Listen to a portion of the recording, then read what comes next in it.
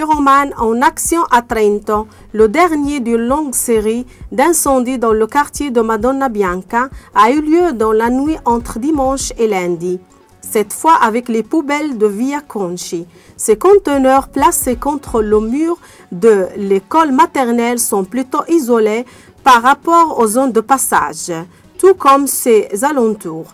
Il n'y avait aucun témoin au moment des faits. Les dégâts ont été découverts le lendemain matin, quand le personnel de l'école est arrivé sur place.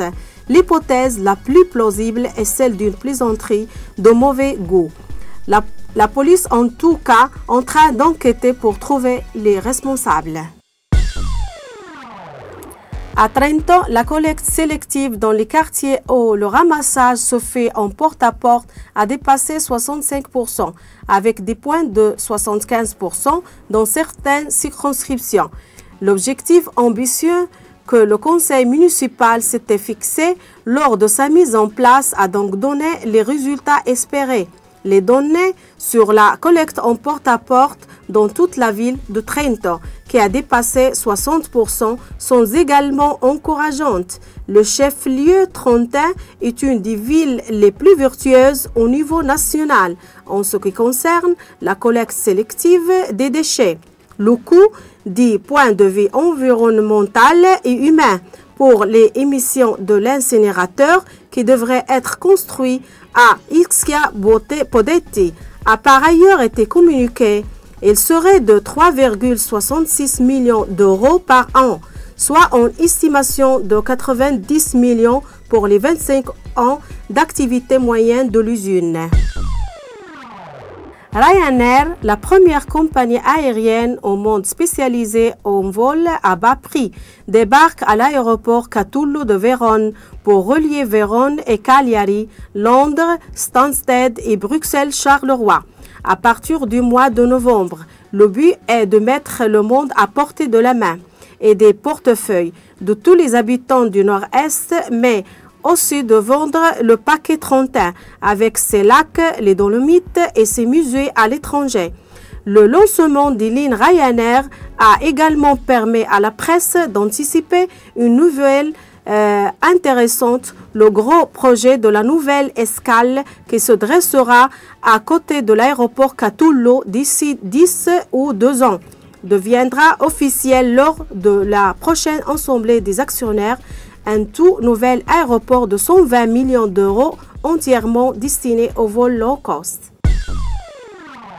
Pour faciliter les démarches administratives et réduire les délais et les frais, le ministre du Développement économique Brunetta a imposé la diffusion d'instruments informatiques.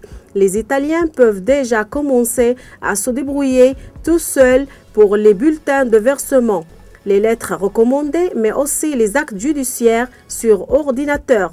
Chacun de nous pourrait en particulier faire plusieurs choses de lui-même en utilisant un simple outil, le PEC, c'est-à-dire le courrier électronique certifié.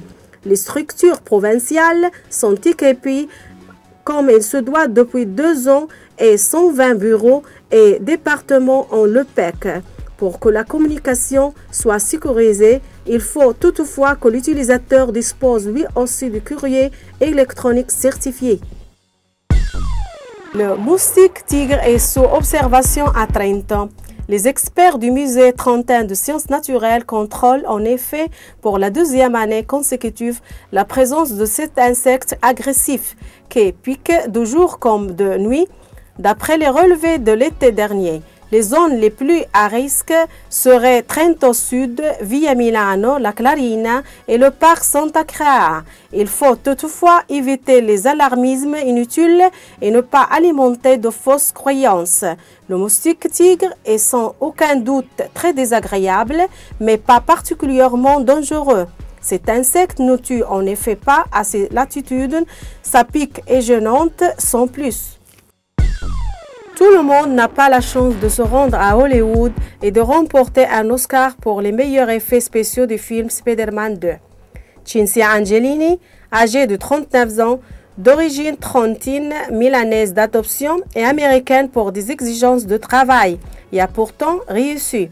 Elle a fait beaucoup de chemin grâce à sa passion pour les dessins animés et les bandes dessinées, au point d'arriver à faire partie des équipes Warner, Sony et DreamWorks qui ont travaillé à des chefs-d'œuvre comme Le Prince d'Égypte, Spirit, Sinbad, Bolt et le célèbre Spider-Man 2. Cinzia vit à 6000 km de Trento avec son mari William et ses enfants Sofia et Jacques, mais n'a pas oublié ses racines. Elle est en effet sur le point de lancer son dernier projet justement consacré au Trentin, un court-métrage d'animation dont l'action se passe à Trento après la Seconde Guerre mondiale.